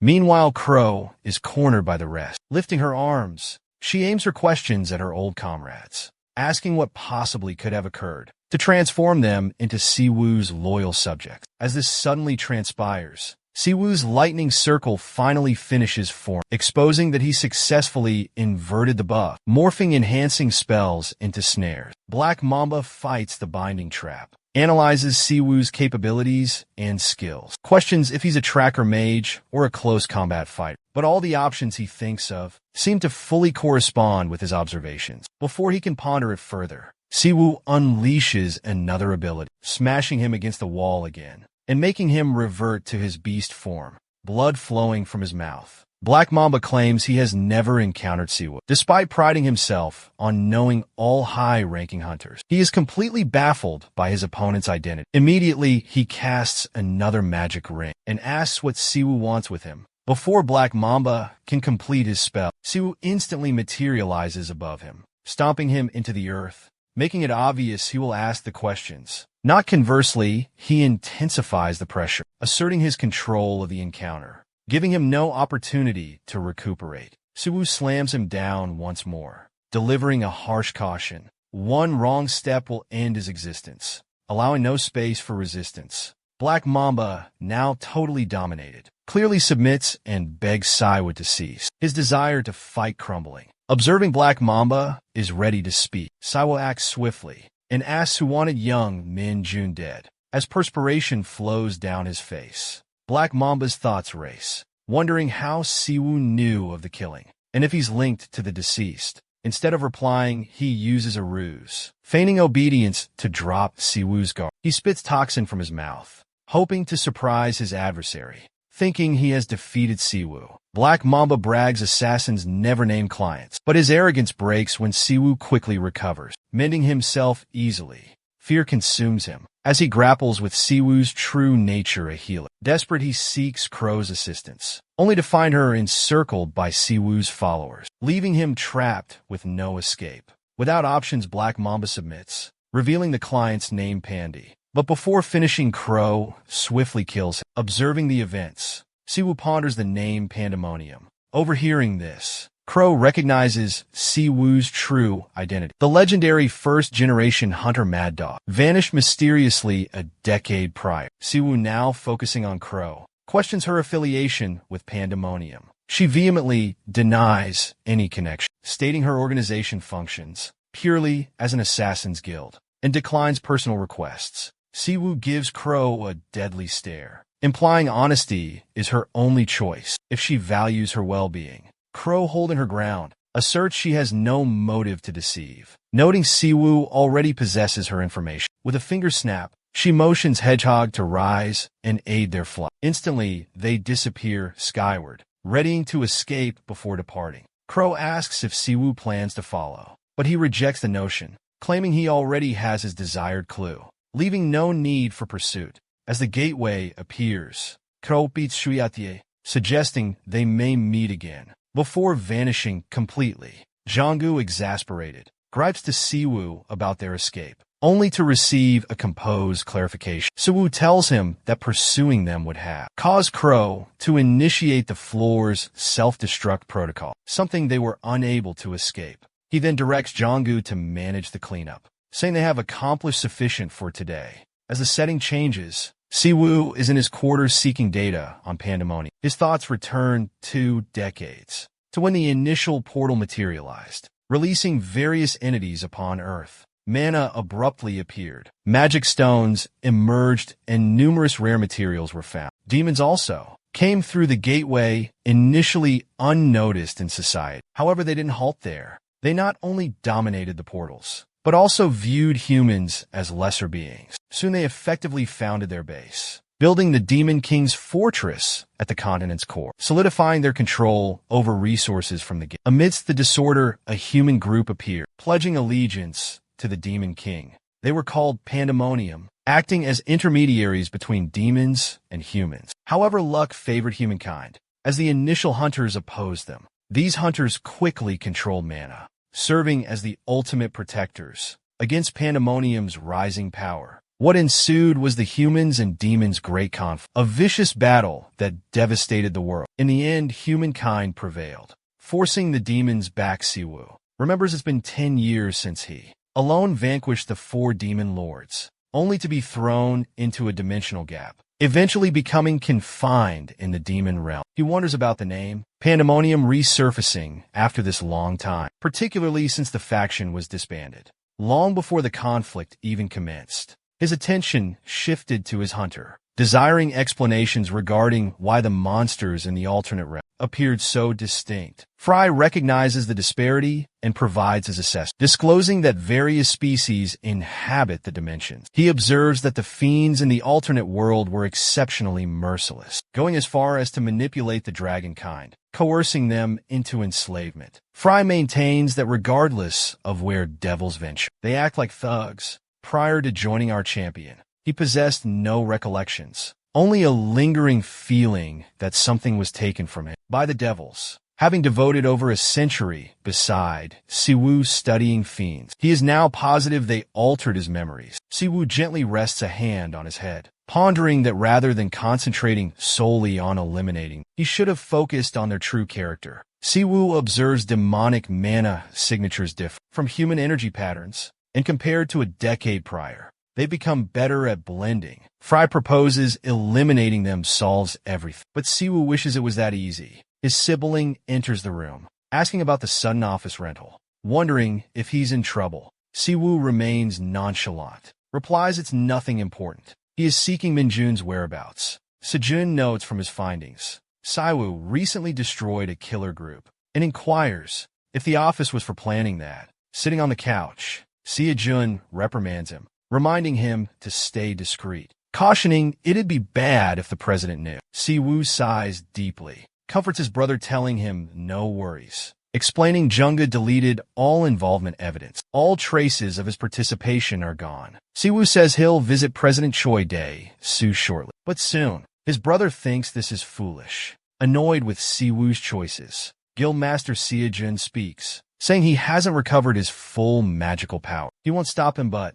he urges him to be patient, not to rush. He worries Si-woo might face danger again. The world's greatly changed, he reminds him. In the last decade, Si-woo stands before his brother, scratching his head playfully. Says don't overthink things. Sia-jun drops it, reminding Si-woo of his safety promise, since he cannot bear another loss. Shifting focus, he inquires if Si-woo recalls Hunter Shinjitsu, remarking her awakening ability is rather extraordinary. He proposes his sibling investigate her. Si-woo, however, diverts the conversation, claiming hunger and suggesting Si-jun dine with. Frage joins in lamenting his starvation, as Si-woo's mana is insufficient to sate. Si-woo teasingly attributes his hunger to his predator. Departing, Sia-jun contacts Junggu, questioning why he divulged everything to his sibling. But the large man reprimands him, reiterating the resulting mayhem, attempting to conceal his deeds before HMCS. All media and agencies besiege the organization for interviews following the assassin's defeat. He adds that due to his name's omission, the supervisor is now carefully observing. Si-woo contends it's positive since he is producing outcomes, but Jianggu, visibly annoyed, gripes that the true problem is rationalizing how he single-handedly defeated such powerful A-plus hunters. Our protagonist retorts, high-ranking hunters are champion counters. Jianggu should have included the White Lion group since Harmon was there, but Jianggu maintains Si-woo coming forward would lessen their burden. Si-woo ends the call, saying his dinner awaits. Going to the kitchen, he relaxes on the couch, muttering about enjoying his work. Turning, he casually inquires about any new demon updates. Sia-jun says since Si-woo defeated the 4 demon overlords, the demons proposed a peace agreement and founded an institute on the polar continent to research the mana appearing on Earth. He further states that several countries have started joint efforts in this study. Demon sightings are rare beyond the polar region. People have mostly forgotten their past havoc, reducing it to a mere urban myth. Frey deems it preposterous. He wonders when demons became peaceful. Si-woo changes topic to Crow, stating that her mana signature resembled a demon's, but something felt different. He suspects she is a hybrid, since demons emerged 20 years prior. He believes it is possible. Avenging Min Jun's death initially has become more complicated. He senses this pursuit might continue for an extended period. At Si-woo's, he starts training, helping find their mana cores. Perplexed, Hammond wonders about the practicality when abilities only emerge during intense conflicts. Irritated, Si-woo strikes Wolf Boy, reminding him they requested the instruction. Initially, he laments their naive notion of simply expelling mana, like a physical exercise, is optimal. The simple Volk, conversely, contends that mastery is unnecessary if they can defeat foes instantly. Si-woo notes the easy tower has pampered them, making them overly dependent on raw power. He elucidates sensing one's mana core necessitates precision, something his pupils evidently lack. Employing a comparison, he details how everyone possesses an internal reservoir, commonly called the dantian or core. Each person awakens with a distinct attribute, unleashing mana manifesting as abilities. The more honed their command over the power emanate, the more potent their capabilities grow. That's why exercise is crucial. Not simply to enlarge their mana capacity, but to improve the efficacy of their techniques. Si-woo, behaving like an elderly man, ridicules the 3 for utilizing their strength for only 2 decades. He tells them to quit whining and obey his command if they genuinely desire to become stronger. As if insufficient, he cautions them about the arduous training the Bestia defectors will experience until they have adequately compensated for their offenses. Abruptly, a clearly troubled Junggu shows up, asking why Si-woo hasn't responded to his call. The hothead casually replies that he doesn't answer calls constantly. Disregarding the statement, Junggu emphasizes that he must see the division head at headquarters, probably at the main office, the administrator's workplace. Siwoo looks at Junggu suspiciously, inquiring if he informed on him to the higher-ups. Junggu vehemently refutes the claim, but before he can elaborate further, two impudent co-workers approach. The Gangnam lead and his subordinate begin mocking Junggu's newfound celebrity. Noticing Changwon's return from holiday, Junggu expresses his disapproval and instructs him to work diligently instead of pestering colleagues. Disregarding the squabble, the Gangnam leader focuses on Siwoo, but our protagonist is apathetic. He nonchalantly cleans his ear. Unperturbed, Junggu intervenes, attributing the Gangnam fool's words to jet lag. Changwon's sidekick retorts cleverly, and Changwon begins babbling about everyone envying his team's global success, while the gamebook team handles minor offenses. Siwoo, preoccupied with his phone, barely registers the dialogue, until the geek firmly prompts him to be respectful and greet his superiors properly. Instantly, our protagonist gives him the finger and tells him to vacate the valuable area his boss occupies. With those artificial steroid-enhanced muscles, he then eyes the aide's spectacles and grins mockingly, inquiring if Four Eyes can't see. Despite his trendy eyewear, the dork trembles with fury and instantly demands to discipline the newcomer. But Junggu, always reasonable, sighs and questions if Four Eyes has any social skills. Changwon, never one to ignore offenses, scoffs and asks if Junggu is hard of hearing, since he obviously missed Siwoo insulting his elders. Loyal Junggu flatly refutes, while our hero smirks and jokes that perhaps the ogre has excessive earwax blocking his hearing. That's the breaking point. His anger explodes. Changwon readies himself and announces before the entire staff, "It's time to educate these fools and demonstrate true authority." Suddenly, the supervisor appears. Branch manager John Ho emerges unexpectedly, startling the Gangnam team greatly.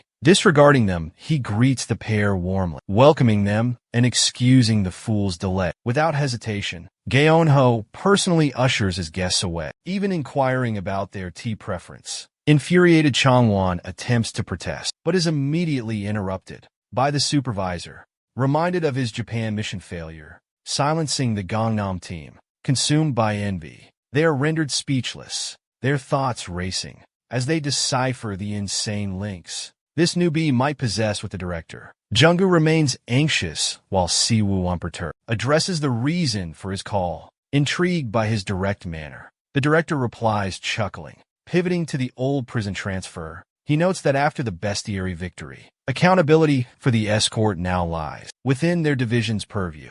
Grinning widely, he swiftly addresses the true issue, asking what occurred with the runaway convict. His doubt is apparent. Clearly, he finds it unbelievable. Someone who defeated the notorious Gerd would lose to a simple wolf child. Noticing Siwoo's hesitation to reply, he quickly tells Junggu to leave, keeping their talk confidential. The leader restates his belief in his own reasonableness. While Junggu possesses a remarkable history, the truth is he can't single-handedly dismantle, attack, and destroy an assassin's organization. Using his knowledge, Bestia deduces that the freed captive likely gave a clue about the group. He states that formally divulging this data would benefit all involved. However, ignoring a sought hunter isn't possible, especially because a novice demands it. Seeing his questions are fruitless, the authority changes approach. He says he invited a shared connection. Someone wanted to speak with Siwoo. His interest now piqued. Siwoo sees one of his fellow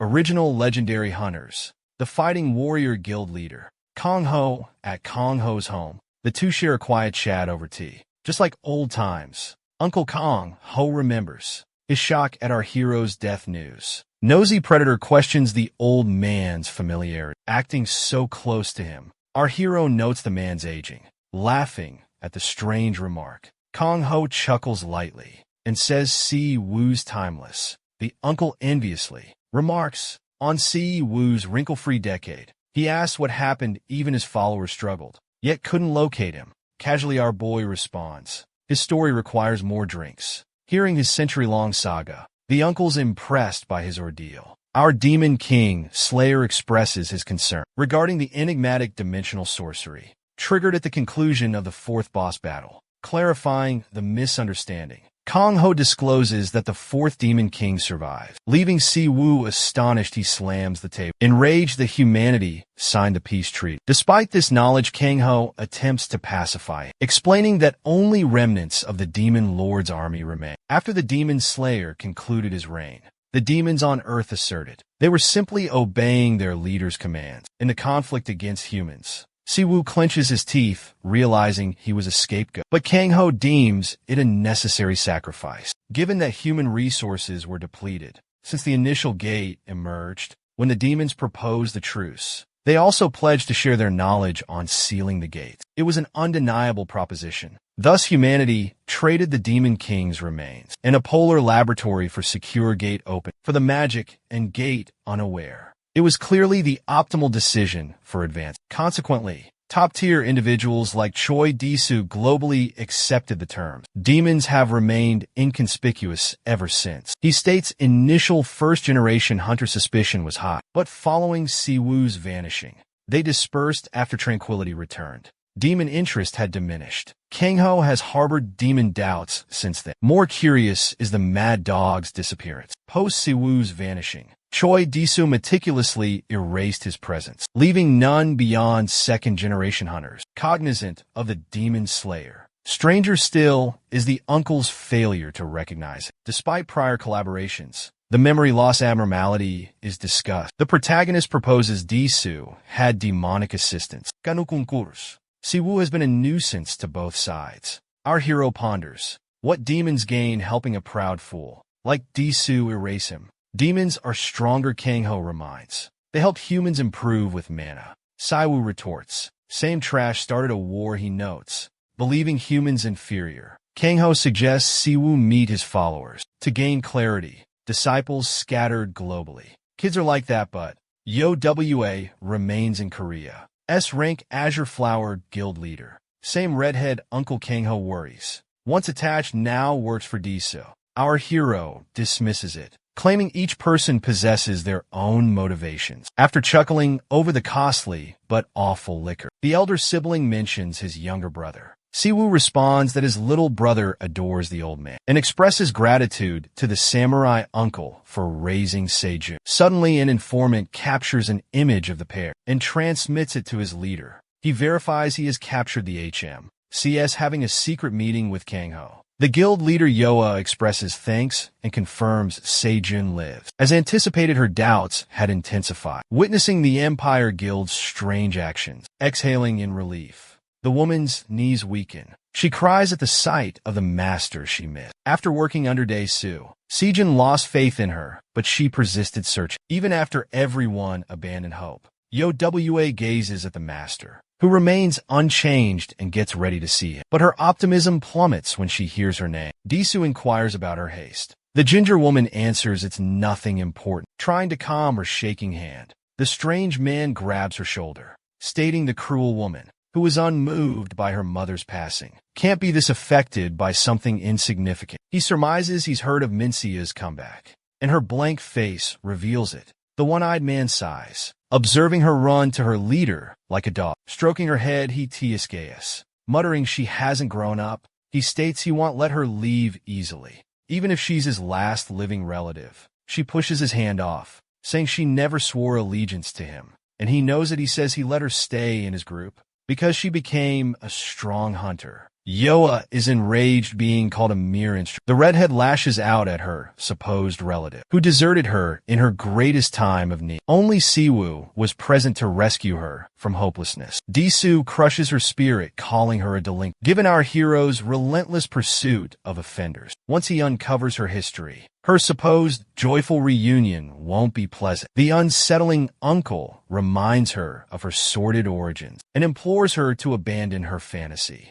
The shaken woman is utterly disheartened, standing there completely silent. Meanwhile, at the guild, two novices encounter our hero, who has agreed to personally instruct them. Jisoo inquisitively asks about the panting bear mat and the hairless elder accompanying them. Our hero presents the two veterans, while the wolf youth suffocates inside the bear mat, desperately concealing his true self. The trainees are instantly daunted by the elder's imposing aura. Yet the hairless one casually states he'll depend on the vigorous. Yuzi provides her encouraging words to Jisoo, like she's his own grandchild. Saiwoo reminds the delinquent wolf boy about his probation, cautioning him against harassing the younger ones, lest he desires to face demise once more. With that said, the group heads towards the Empire Guild's F-rank gateway. Jisoo confesses feeling apprehensive. Thus, our protagonist advises her to view the large portal as any other entrance. The other newbie, equally anxious, recounts a tale that portals occasionally devour hunters, should they shut with hunters still within.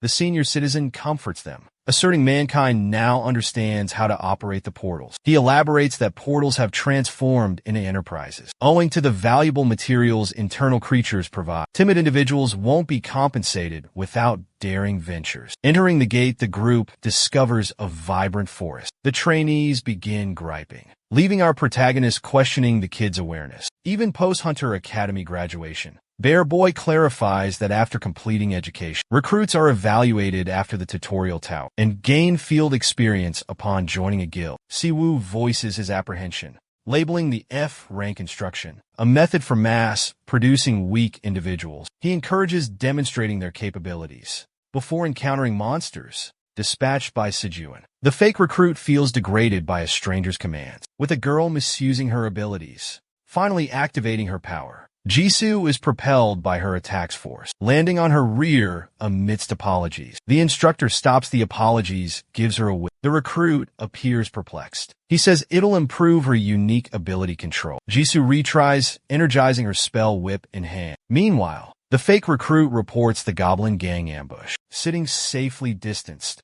our teacher tells him to handle it solo. The man curses at Siwoo's cocky remark that learning is impossible if he defeats the goblins. Observing the rookie, Baldy is amazed by his awesome tracking talent. However, beyond his control is clearly terrible, and his mana depletion is alarmingly rapid. Meanwhile, the recruit is shocked fighting a goblin swarm solo. Feels like pure torment for his experience level. Panicking, he yells at Jisoo, asking her estimated completion time. Utterly mana depleted, he collapses a goblin, almost lands a death blow just in time. Jisoo activates her power, compelling the goblin to yield with one command. She forces it back, mimicking its actions. Wolfboy and Baldy are amazed, observing a rare mastery skill display. Even Frey, unable to hide his enthusiasm, requests permission to indulge in such a spectacle. Yet the mad dog remains unimpressed, stating that it's rather pointless if she can solely control one foe. Recognizing she's in serious trouble, the novice frantically shakes her unconscious companion, while goblins salivate, eyeing the helpless victim. Siwa's aid has enabled her to grasp her techniques better,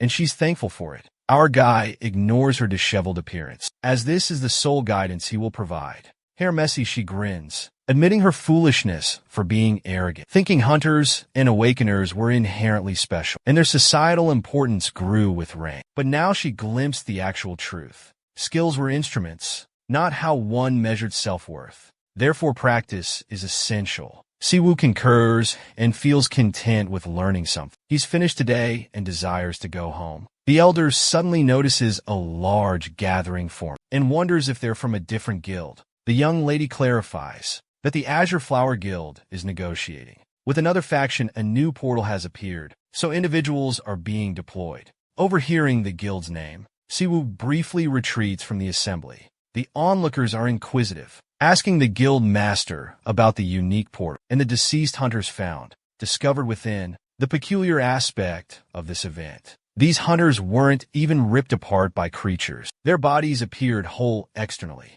but their insides had sustained the injuries. It caused Yoa to ponder what triggered such bizarre events. Her thoughts are interrupted. A voice calls to her. Siwoo greets her confidently, reminding her mentor has returned. Seeing him, she reveals a different demeanor. Mentioning his arrival, Siwoo desires to speak with her, but she is occupied with matters. Yoa evades the encounter, while Fry is present, teasing our friend for being instantly rejected. Immediately, the elder finds her disrespectful for dismissing him. Siwoo affirms this, but she wasn't being impolite. He observed her vulnerability. As if she were sobbing, he's clueless why. Let's delve into their history. Siwoo visited her while she was concealed, weeping intensely. He's oblivious to her distress, The instructor stressed he would always discover her. Even if hidden, the girl was incredibly envious that June had superior training due to his sibling connection. While she was insignificant, he discerned she was once famished on the streets, so he took her in. Like Batman acquiring a new Robin weekly, Yoa is perplexed by Siwa's kindness and consideration. Despite lacking any reason,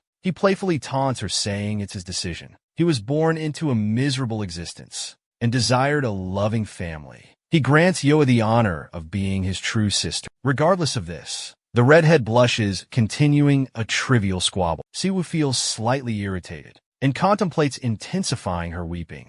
During their subsequent practice, Yoa discourages him from increasing the training difficulty further because he already subjects her to daily torment. These memories flash within her mind. She recollects never aspiring to be the top student, but rather someone who could transform into his instrument, a person he could depend upon, and thus she developed affections for him. Unfortunately for Yoa, she couldn't avoid the stigma of being a vile offspring. A despicable criminal, she relished her childhood advantages and believes it offers no justification. Therefore, Yoa is willing to do anything to defend her mentor. For the individual who revitalized her existence, Yoha makes an unexpected visit to Siege, who habitually calls her sister, then addresses her correctly. The redhead requests him to momentarily forego the formalities, as she has arrived to converse. Let's shift to another scene, where Kong Ho voices his mistrust to a friend when the gates initially emerged. They battled demons. It was a brutal age where strong, awakened fighters misunderstood their abilities and disregarded all laws, and currently, he's extremely irritated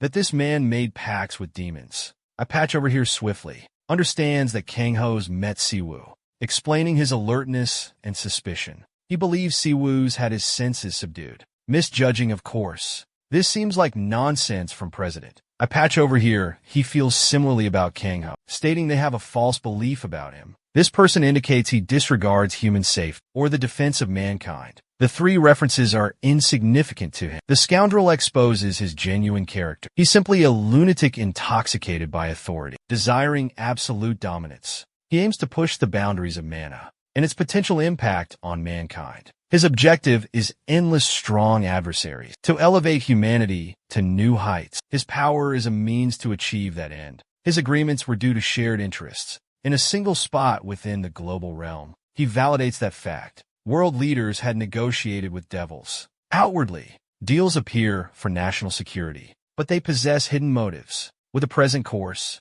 humanity will greatly evolve soon. He ridicules Kong Ho for his inquiries. When it aided humanity's advancement, Kong Ho revisits the crucial matter. He desires confirmation directly from the source to verify if a pact was made with evil entities and if he orchestrated Siwoo's departure. The leader approaches gently, claiming transparency, and if Siwoo has reappeared, another opportunity to eliminate him has presented itself. Daisu is completely assured in his boast until the individual arrives for a meeting, declaring he also has inquiries.